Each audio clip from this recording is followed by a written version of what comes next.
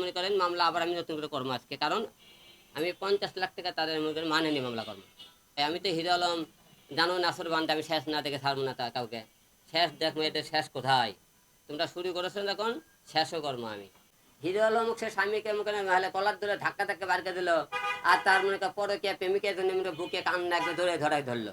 তার মানে আপনারা বুঝতে পারেন না তার সাথে তার কো আর্টিস্ট তার বোন বলে ডাকে না, তাদের শারীরিক সম্পর্ক আছে কোনো। আমি তোদেরকে চ্যালেঞ্জ করলাম, তোরা আমাকে এই মামলা নিয়ে আদালতে নিয়ে যেতে পারিস কিনা। যতটুকু খবর পেয়েছি তারা সেনকে গন্ডগোল হয়েছে, সে মারামারির বিষয়ে আমাকে 4 জনের নামে নাকি সে রেকর্ড করেছে যে আমরা 4 জন তাকে মারছে, আমি সহ আরো 3 জন সহকারে, আমি যতটুকু খবর জানি। এখন ঘটনা হলো কি, আপনারা যে বলছে আমাকে নাকি সে ওরে আমি মনে করি জেলখানা কোর্টে নিয়ে গেছি, সে আমাকে কোর্টে নিয়ে যায় দেখাবি যে তাদের মধ্যে বিনিময়ে যত টাকা খরচ হোক, সে বলেছে আর কি। তা আমার কথা, সে যত টাকা খরচ করে নিয়ে যেতে চাই ওরা ভিতরে, হ্যাঁ, তাহলে যত টাকা খরচ করে নিয়ে যেতে চাই। এখন আপনারা যেদিন ওকে রিয়ামণিকে আর ওকে ওর ড্যান্স পার্টনারকে ধরার পরে আপনারা সবাই দেখেছেন ওই জায়গায় হিরো আলম ছিল কিনা। ওরা বলছে আমি নাকি মারধর করছি, তা আমি হিরো আলম দিল ওখানে মারধর করি, অবশ্যই বোঝা যাবে তা হিরো আলম মারছে।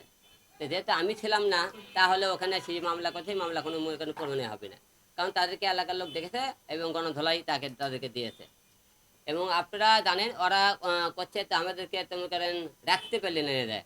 70 দায় হয়েছে, যে 70 দায় হয় তাহলে অবশ্যই কেবল তো ওরা দাবি নিয়েছে, মামলার তো এখন তদন্তই শুরু হয়নি নাকি।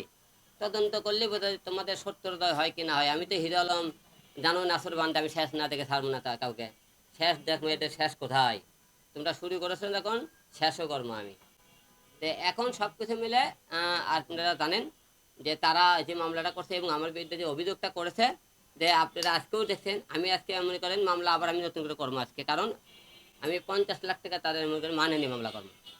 কেমন করে, তারা বলছে আমি নাকি তাদেরকে তার ড্যান্স পার্টনারকে ডাকছি যে ইয়ে করার জন্যে, মীমাংসা করার জন্য। যে আমার কথা, আমি যদি তাদেরকে মীমাংসা, আমার কাছে আপনার স্ক্রিনশটটা দেখে যাবেন, তার থেকেও দেখলে স্ক্রিনশটটা নেবেন। আমি যদি মীমাংসা করার জন্য ডেকে থাকি, তাহলে মনে করেন আমি আমার অফিসে ডাকবো, এর থেকে বাসা তোমার বেশি দূরে 5 মিনিট লেগে যাইতে, অথবা কোনো রেস্টুরেন্টে আমি ডাকবো। তাহলে তাদের বাসায় কেন গেল তারা? এবং অভি দেওয়ার পরে আমাকে তো একবারে বললেন না ভাই আপনি বাসায় বসবো, কি হলে যে রিয়াও তো আমাকে বললেন না যে ভাই আপনার সাথে বসতে চাই আমরা।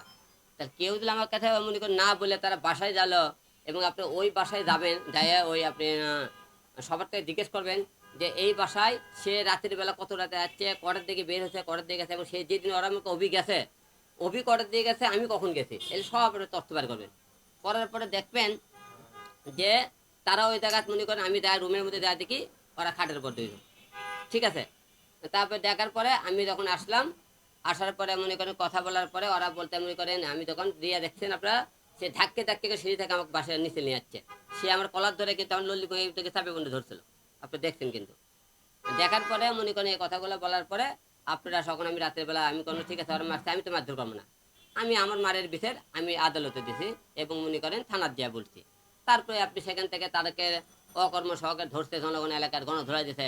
এর মধ্যে আমি তারে মনে করেন মারলাম কখন বলেন, সামান্য মামলা করছে যে পরশুদিনে যে আমাকে তাদের উপর হামলা হয়েছে তারই আর কি বিষয় আর কি পদক্ষেপ। আমি তো তারা আমার নামে যে মিথ্যা অভিযোগ দিয়েছে সেটা সত্য প্রমাণিত না হলে তাদের নামে তো অবশ্যই মানহানি মামলা হয়। আপনারা সবাই জানেন হাতিদের আমাকে মামলা করার জন্য গেছিলাম।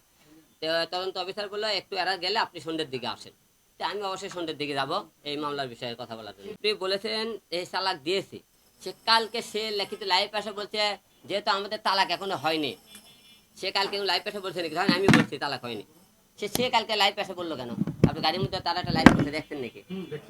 সেই লাইভে কি বলছে আমি এখনো তার বউ আছে, এখন হিরো আলম তোমাকে তালাক দেয়নি, এখন আমারই ওকে তালাক দিতে হবে, একথা বলছে নাকি? তাহলে এরকম কথাবার্তা বলে। তাহলে এখন হলে যে তারা তো একার পর একার কথা বলতেছে। আমি চাইছিলাম যে আমরা একটা মীমাংসা আছি, সে মীমাংসা না কথা করলে আমার সাথেও মনে সম্পর্ক রাখতে চাই, অভির সাথেও সম্পর্ক রাখতে চাই, দুইজনের সম্পর্ক রাখতে চাই, রাখে মনে কর তলে তলে গিয়ে আলম আমাকে ধ্বংস করার প্ল্যান তাদের। হ্যাঁ, অভি ওরে বলছে আলমকে ধ্বংস করার জন্য কি করছে, যে অনেকে বলছে আলম তো দেখতে শুনতে ভালো না, সে তো নাচতে পারে না, আমি তো মোটামুটি নাচতে পারি, তোমার সাথে আমার সেটিং হয়, তাহলে তুমি কেন আলমের কাছে বলবা যে মেলা লোক বলে আমাকে বলে অপমান করে কথা বলে, সে নাকি মুখ দেখাতে পারে না। আমার নামে এই সমস্ত অভিযোগ সে করে। করার পরে সে আমার কথা, তুমি আমার নামে অভিযোগ করো, সব কিছু বলো, তো তুমিও বলো তাহলে আমার কাছে তুমি হলে কেন দেখা করতে চাও? আমি বললাম সে দেখা করবো, সে কথা ঠিক আছে, সে দেখা করবি। আচ্ছা দেখা করলাম। দেখা করার পরে আমার সাথে দেখা করে উঠে দেওয়ার পরে অভিজ্ঞতা দেখে মনে করেন তার ভিডিও বানাইতেছে, দেখতে একটা ভিডিও বানাইতেছে। ওরা দেখবি অভিজ্ঞতা দেখে একটা কোনো রেস্টুরেন্টে গেছে, অভিজ্ঞতা একটা হোটেলে গেছে, অভিজ্ঞতা দেখবে বাসায় গেছে। তা তুমি আমাকে নাটের গরুর লাগান খেলাইতেছো, যে আমার সম্মান হানি করতেছো, যে হিরো আলম খারাপ, হিরো আলমকে এটা করতেছে, এইটা করতে, হিরো আলম সব কথা বাধা দিচ্ছে, এগুলো কেন করতেছে? আমি তো বলছি এখনো আছে, যে আমি আসার পরে তো তাদের বললাম সে ওয়াইফ থাকাকালীন আমি কেন ধরলাম তারা? তুমি যেহেতু এখনো আমাকে ডিসকাস হয়নি, তা তুমি শোনেন, যে তোমার ডিসকাস না হবে সাথে অবৈধ কাজ করলে আমি ধর্ম এই বিষয়টা নিয়ে। কারণ রিয়া মনি যতই করুক আমার তো ভালো লাগে না, তোর সাথে সম্পর্ক নাই, তোর সাথে মনে করে কি করতে চাই, আমার ডিভোর্স হয়ে গেছে, আমি ওর সাথে কাজ করতে চাই। কিন্তু রিয়া মনি সাইনবোর্ডে একটা আকাম করলেও ওই কোনটা ধান ধরনের হাতে না ধরলে হিরো আলমের নামটাকে ব্যবহার হবে। হিরো আলমের বউ ধরা পড়ছে, হিরো আলমের বউ ধরা পড়ছে, তাহলে এই সাইনবোর্ডটা তোরে আমাকে আগে শেষ করে না দিয়ে তুমি আমাকে মনে করো আপনি তুমি বলবা না তোমার সাথেও আছে, তোমার সাথে আছে, আমি ওর সাথে থাকবো না। তাহলে এটা নাটক করার দরকার কি? 2 নম্বর প্রশ্ন, তোমার সাথে যেহেতু ওই স্বীকার করতে কালকে কি যে হিরো আলমের বউ এখন আছে, তা এত এই কথা করার পরেও সে আমার নামে থানায় কোর্টে 12 লাখ টাকার মামলা কেন করলো? সে আমার নামে 12 লাখ টাকার মামলা করা মানে কি বলুন? মামলা কেন সে করবে আমার নামে? সে নিজেই বলছে আলম এখন আমার স্বামী আছে, আমি বলি বউ আছে, তা তুমি আমার নামে মামলা করলে, এটা কোন নাটক আবার? এখন তো মনে করেন আমার পিছনে মামা, খালু, বাবা, টেকা কোনো কেউ জোর নাই, এবং আমার কাছে কিন্তু সাক্ষীও থাকে না। আমি অল টাইম যেহেতু মুসলমান আল্লাহকে বিশ্বাস করি, আমি আল্লাহ ছাড়া আমি কাউকে চিনি না। আমার পাশে যে জানাবে কেউ লাগে না, লোক নাই, এমপি মন্ত্রী কেউ নাই। তাহলে আপনি তো বিশ্বাস করার মতো, আমরা যেহেতু মুসলমান, মরে গেলে আমরা আল্লাহ পাকের কোরআনের বাচ্চা ছাড়া তার ছাড়া পৃথিবীতে সত্য প্রমাণ করার কোনো জায়গা থাকে না।